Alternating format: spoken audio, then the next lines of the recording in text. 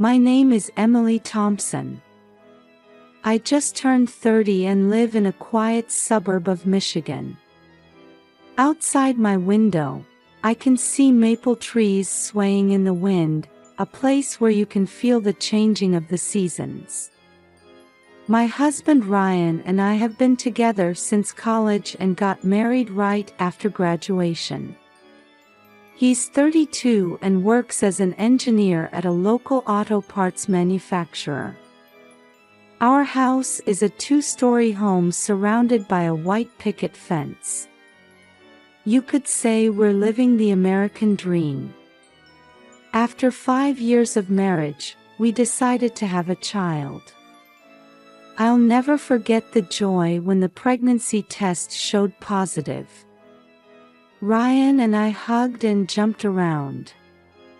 It was like a scene from a movie. Every day since finding out about the pregnancy has been full of new discoveries. I bought a mountain of pregnancy books from the local Barnes & Noble and spent nights poring over them. I got excited every time I saw baby items at Target, and choosing a stroller at Bye Bye Baby was the highlight of my days. But along with the joy came anxiety. Thoughts like, will I be a good mother, and can I handle the pain of childbirth, would cross my mind.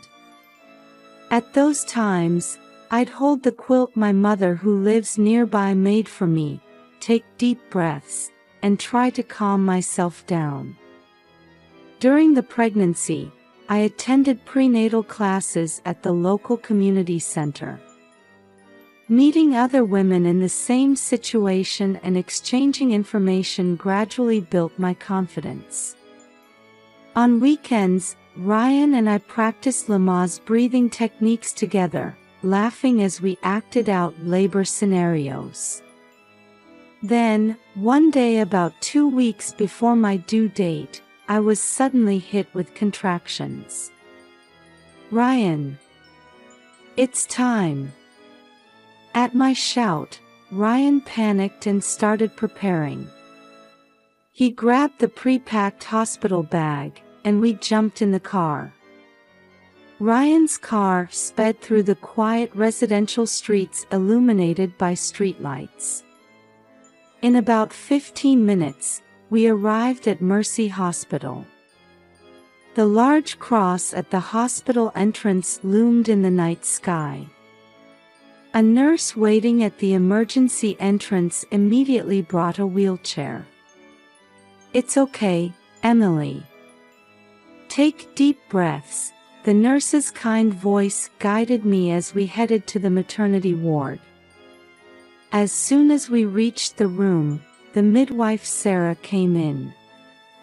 Her calm demeanor helped ease my tension a bit. How far apart are the contractions? Sarah asked. I answered, about every 5 minutes. She nodded and attached the monitor to my belly. Looking good. Now we just wait patiently for the baby. With each wave of contractions, Ryan held my hand. The warmth of his hand gave me courage. Occasionally, he would look worried seeing my face contort in pain. It's okay, Emily. You can do this.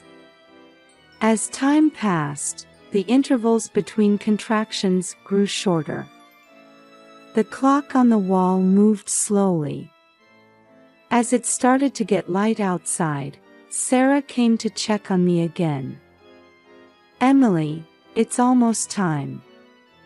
Time to meet your baby. Hearing those words, I felt a new surge of strength. I gripped Ryan's hand even tighter and mustered my last bit of energy. That's it, just a little more. Push. I could hear Sarah's voice. And then, a small cry echoed through the room. Congratulations, it's a girl, Sarah said with a smile. She placed the baby on my chest. The weight of a small but sturdy life. I couldn't stop my tears. "Hello, Sophia," I whispered. Ryan, too, was looking at our daughter with tears in his eyes. After that, I was moved to a private room. I was exhausted but filled with happiness as I held Sophia. That's when I heard a faint voice from the next bed. "Hello, I'm Jessica. Congratulations." I turned to see a young woman smiling. She was also holding a baby. "Thank you. I'm Emily. Did you just give birth too?" Jessica nodded. "Yes, last night. It's a boy."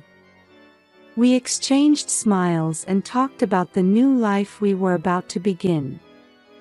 My conversation with Jessica eased some of the anxiety of being a new mom. However, I felt something odd about the shadow that momentarily crossed her eyes. At that time, I didn't understand what it was. After 3 days in Mercy Hospital, we returned home with our new family member.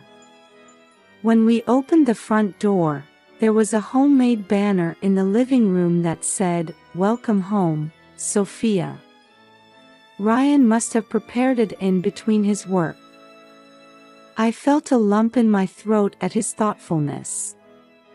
Walking around the house with Sophia in my arms, everything felt fresh. Spaces I used to pass through without a thought now made me wonder if they were safe for the baby. Stairs, sharp corners, even small objects, everything seemed like a potential danger. "It's okay, Emily. We'll make it a safe environment together," Ryan's words reassured me a little. The days of child-rearing were a mix of joy and hardship. I feel indescribable happiness every time Sophia's tiny fingers grasp mine. But there were also nights of no sleep due to crying and days of worrying about feeding schedules. Every day was a series of trial and error with a parenting book bought from the local Target in hand.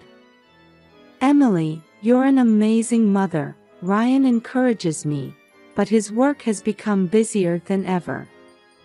With a new project starting, he's been staying late at the office more often. Every time I see his tired face, I feel guilty. "It's okay, this is just temporary. It's for Sophia," Ryan says with a smile, but I couldn't help feeling that our time together was diminishing. Still, on weekends, the three of us would go to the farmer's market or enjoy a picnic at the nearby park. These times help heal the fatigue of daily life. One day, I left Sophia with a babysitter and spent time with a friend at a cafe for the first time in a while. Raising a child is tough, but irreplaceable. My friend's words made me nod deeply, and my steps felt lighter as I headed home. However, from that day on, my life would take an unexpected turn. That day started like any other morning. After finishing Sophia's breakfast and hanging out the laundry, the doorbell rang. "Coming." I opened the door, but there was no one there. Puzzled, I stepped outside and noticed a large cardboard box at my feet. "What's this?" The box had small holes in it, and I could hear faint sounds coming from inside. Nervously, I opened the lid to find a small baby lying there. "Oh!" I couldn't help but cry out. The baby's eyes were closed, and its face was bright red. It was breathing, but its movements seemed weak. In the strong summer sun, the inside of the cardboard box was like a sauna. Coming to my senses, I immediately called 911. Hello, it's an emergency. A baby has been abandoned in front of my house. Please come quickly. Following the operator's instructions, I brought the baby inside. In the air-conditioned living room, I wrapped it in a soft towel. I gave it a small amount of Sophia's milk with a spoon. It's okay, you're safe now. Touching the baby's forehead, I could feel it was feverish. My chest tightened with worry. A few minutes later, I heard the sound of sirens. An ambulance and police arrived simultaneously. The paramedics immediately started treating the baby, while a police officer began questioning me. What time did you find the box? Did you see anyone suspicious? I told them all the information I knew. Then the officer asked an unexpected question. Is this child not yours? What? No, my daughter is over here. I pointed to Sophia's crib. However, the officer's expression remained stern. We'll need to do a DNA test. Until then, there's a possibility we might have to arrest you. Arrest? But I didn't. As I started to panic, the officer coldly stated, "This child shows signs of abuse. Did you give birth to this child and abandon it because you couldn't raise it?" That's not. I didn't. My mind went blank. Why is this happening? I haven't done anything wrong. Thinking of Sophia, tears started to well up. At that moment, Ryan returned from work. Sensing the situation, he immediately rushed to my side. Emily. Are you okay? What happened? Ryan's presence helped calm my heart a little. While he was talking with the officer, I held Sophia with trembling hands. What will happen from here? Will I, an innocent person, be arrested? What will happen to Sophia? And who is the baby in that cardboard box? Unanswerable questions raced through my mind. After being released from police questioning and returning home, I began to worry about Ryan's behavior in the quiet house. His recent actions, late returns home, increased weekend work, everything seemed unnatural. He might be hiding something. That thought wouldn't leave my mind. The next morning, after Ryan left for work, I made a decision. I decided to search his study. I felt guilty, but I told myself I needed to know the truth. I opened the drawers and checked the documents one by one. Then, among a bundle of old receipts, I discovered several unfamiliar cafe receipts. The dates were from when I was in the hospital. Why are there so many receipts from a cafe near the hospital? My heart started racing. I decided to check his phone records too, opening the online usage details. There, I found records of frequent exchanges with an unknown number. Gathering courage, I called the number. A familiar woman's voice answered. Hello, Jessica speaking. At that moment, everything connected. Jessica, who was in the same hospital room. She and Ryan had some kind of special relationship. Why? I couldn't stop my tears. Sadness and anger at being betrayed welled up inside me. That evening, when Ryan came home, I confronted him with the evidence. Explain this. What is it? Ryan's face changed color instantly. Emily, listen. There's a reason for this. A reason? There's no reason for keeping secrets. Ryan dropped his shoulders and started to tell everything. His meeting with Jessica, learning about her situation, and then Jessica didn't have a boyfriend. She was anxious about raising a child alone. So you comforted her? No, Emily. I was just listening to her concerns. But Ryan's words trailed off. I could see tears in his eyes. But what? Jessica, she switched the babies. I gasped at those words. The baby in the cardboard box flashed through my mind. That baby. Yes, it's actually our child. Emily, the one you've been raising is Jessica's child. The room seemed to spin at Ryan's confession. Why did you keep quiet until now? Jessica was threatening you. She said if we told the truth, she would harm our child. Each of his words deeply wounded my heart. The next day, I decided to meet Jessica directly. We arranged to meet at the local Starbucks. She appeared looking haggard. Emily. I'm so sorry. Tears were in Jessica's eyes. Perhaps she too was a victim of this situation. Tell me everything. Jessica confessed everything. Her lonely situation, her relationship with Ryan, and the circumstances of switching the babies. I didn't have confidence in raising a child alone, but when I saw your happy family, I became jealous. Jessica's words filled me with anger and sadness. But at the same time, I felt her pain. We decided to take a DNA test immediately.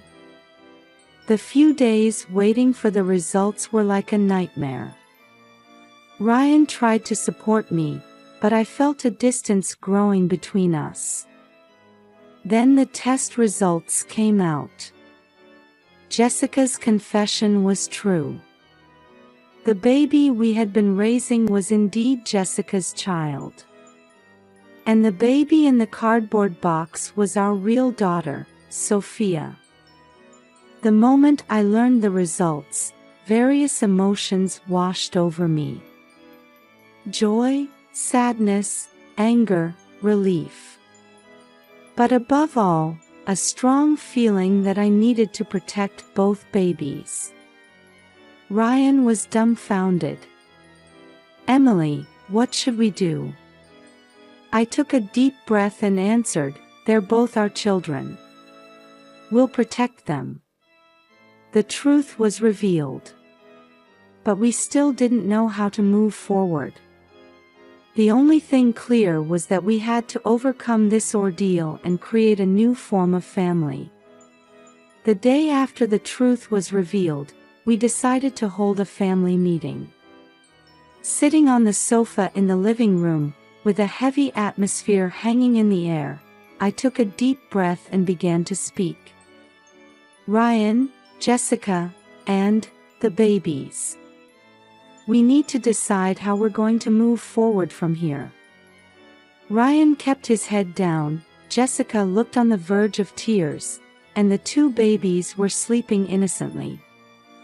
This scene told the story of our complex situation. Let me speak first, Ryan opened his mouth. Emily, I'm truly sorry. As I was listening to Jessica's concerns, I sympathized with her feelings, but that's no excuse. I betrayed you. I'm really sorry. Ryan's words made my chest tighten. Amidst the mix of anger and sadness, I tried to maintain my composure. "Jessica, I understand your feelings too. But switching the babies, you didn't need to go that far." Jessica replied tearfully, "I'm really sorry. I panicked, but now, I just want to see my child." Her words resonated with something in my heart. As a mother, I could understand the feeling of wanting to be with your child. However, we also had to consider the legal issues. "First, we need to tell the police everything," I said with determination. "Switching babies, abandonment, these are crimes. But if we cooperate, there might be some room for leniency." Ryan and Jessica nodded silently. I could see resolve in their expressions. The next day, we headed to the police station. The questioning lasted for hours, but we told the whole truth without hiding anything. The police officers couldn't hide their surprise, but they appreciated our cooperative attitude. "The legal procedures from here on will be difficult," the detective in charge said. "But your honest attitude will likely be taken into consideration by the court." Those words gave me a glimmer of hope. A few weeks later, the trial began. Jessica was charged with baby switching and abandonment, but considering her mental state and circumstances, she avoided a prison sentence. Instead, she was placed under strict probation and required to undergo psychological counseling. Ryan was investigated as a possible accomplice, but as no direct involvement was found, he got off with a fine. However, this incident had a significant impact on his career. After the trial ended, we discussed rebuilding our family. Gathered around the living room table, drinking coffee, the conversation began in a heavy atmosphere. "Emily, what are we going to do?" Ryan asked nervously. I closed my eyes and thought deeply about everything that had happened, the emotional ups and downs, and above all, about the two babies. "Ryan, to be honest, it's still difficult for me to forgive you right now," I said quietly. "But for the sake of the children, we need to cooperate." Ryan looked sad but nodded in understanding. "Jessica, your child is also a member of our family now," I said, turning to Jessica. "But I want you to participate in raising them too. I think that's best for these children." Jessica agreed tearfully. "Thank you, Emily. I'll do my very best." From that day on, we began to explore a new form of family. I decided to separate from Ryan, but he visits frequently to help take care of the children. Jessica also meets with the children regularly under the supervision of her probation officer. I started a new life as a mother of two babies and as a single mother. At first, I was full of anxiety, but with the support of family and friends, and the help of a local single mother support group, I'm moving forward little by little. One day, while walking in the park pushing a stroller, an elderly woman next to me struck up a conversation. "They're both so adorable." "Thank you," I smiled. "It must be tough. But when I look into your eyes, I sense strength." Those words brought tears to my eyes. It is indeed tough. But when I see these two babies smile, I feel like it's all worth it. After returning home and putting the babies to sleep, I wrote in my diary. Dear Sophia and Olivia, I was happy to spend another day with you both. You are both so precious to me. There will surely be many difficult things in your life ahead. But Mom will always protect you and continue to love you. The beginning of your lives might have been complicated, but I believe that will make you grow into stronger, more compassionate people. Sophia, Olivia, you are my treasures. Always be yourselves. With love, Mom. Closing my diary and looking at the sleeping faces of the babies, I renewed my determination. The road ahead is certainly not smooth. But for these two, and for myself, I will live strongly and kindly. A new morning begins. The sunlight streaming through the window felt like a ray of hope. 5 years have passed since then. Sophia and Olivia are now active 5-year-old girls. Although they look different, seeing them play together like sisters warms my heart. Today is Sunday. As usual, we're enjoying a picnic in the park. I'm sitting on a bench in the shade, watching the two of them play on the playground equipment. Emily. Sorry I'm late. I turn around to see Jessica running up, out of breath. In her hand is a homemade apple pie. Don't worry about it. The kids just got here too. Jessica sits down next to me and takes a deep breath. My counseling session went well today. The therapist acknowledged my progress. That's great, I replied with a genuine smile. Jessica and I, who initially had a complicated relationship, have now become good confidants. Her sincere remorse and love for the children changed our relationship. Hey, Emily, Jessica says, looking a bit nervous. I'm starting a new job next month. Volunteering at a children's care facility. That's wonderful.